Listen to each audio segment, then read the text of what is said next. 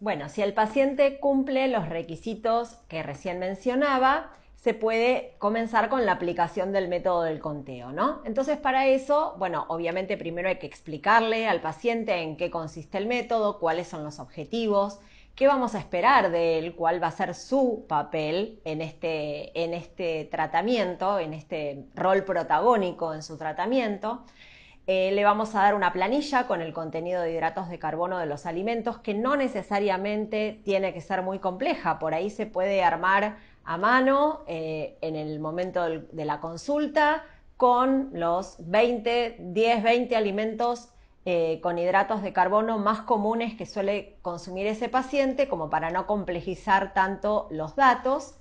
Después también le podemos entregar otra planilla, o no necesariamente puede ser en esa planilla, pero sí pedirle al paciente que vuelva a la siguiente consulta habiendo registrado sus glucemias, sus alimentos, la cantidad de insulina que estuvo utilizando, porque es una forma de empezar a establecer ese ratio, si es que el paciente no tiene un ratio calculado aún. Y bueno, como en toda consulta nutricional, vamos a ir estableciendo también en conjunto objetivos con ese paciente. Por ejemplo, cuántos hidratos de carbono necesita consumir en el día, cómo debe distribuirlos idealmente y a partir de qué alimentos cubrir esos hidratos de carbono, entre otras cosas. Este es un ejemplo de planilla de hidratos de carbono de alimentos que nosotros solemos utilizar en el consultorio, en donde, como ustedes ven, es una planilla súper resumida, pero para que ustedes vean que hay una primera columna con el nombre del alimento, una segunda columna con una cantidad, no necesariamente que es la que tiene que consumir el paciente, sino una cantidad en medidas caseras, para que el paciente sepa de cuántos gramos de alimento, en ese caso, estamos hablando. Y por último, una tercera columna con la cantidad de hidratos de carbono que tiene ese alimento en esa medida casera.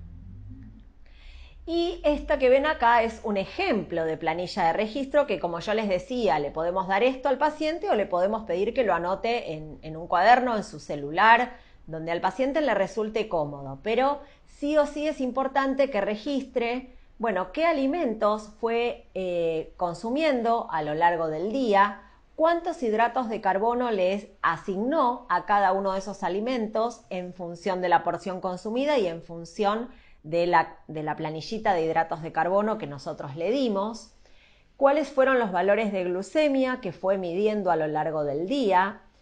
cuáles fueron las unidades de insulina que fue utilizando a lo largo del día, que pueden haber sido unidades fijas, si es que el paciente hasta ese momento se venía manejando con dosis fijas, o puede ser que el paciente ya venga intentando aplicar el método de conteo y todavía no tenga establecido su ratio insulina hidratos de carbono y por lo tanto venga haciéndolo un poco intuitivamente y precisamente nos consulta porque quiere determinar en forma más específica su ratio. También es importante que registren la actividad física que estuvieron realizando y una columna más que siempre sugiero agregar con observaciones en donde el paciente pueda notar algunas otras cosas que puedan repercutir sobre su glucemia y que no necesariamente están vinculadas con lo que comió o con la cantidad de insulina que se aplicó. Por ejemplo, el periodo menstrual en el caso de las mujeres o alguna situación de estrés o no sé, no haber dormido bien una noche. Bueno, son todas cosas que pueden repercutir en su glucemia y que si no las conocemos podemos malinterpretar los resultados. Entonces, bueno, se supone que el paciente vuelve a la siguiente consulta con ese registro glucémico y alimentario completo y nuestro trabajo va a ser analizar junto con el paciente cada uno de los datos registrados allí. Entonces, bueno, iremos a ver si hubo hipoglucemias, iremos a ver si hubo valores extremadamente altos de glucemia para poder explicar a qué pudieron haberse debido, si es que contó mal los hidratos de carbono, que usó más o menos insulina de lo correspondiente o si hay algún otro factor. vamos a trabajar a propósito de los objetivos que planteamos en la consulta anterior. Bueno, seguir haciendo hincapié en esos mismos objetivos, progresar a objetivos nuevos y, bueno, ir viendo si esa alimentación del paciente requiere algún consejo específico, por ejemplo, en cuanto a la distribución de alimentos con hidratos de carbono o en cuanto a la selección de alimentos, ya sea de los fuentes de hidratos de carbono o de otros tipos de alimentos que haya elegido comer el paciente.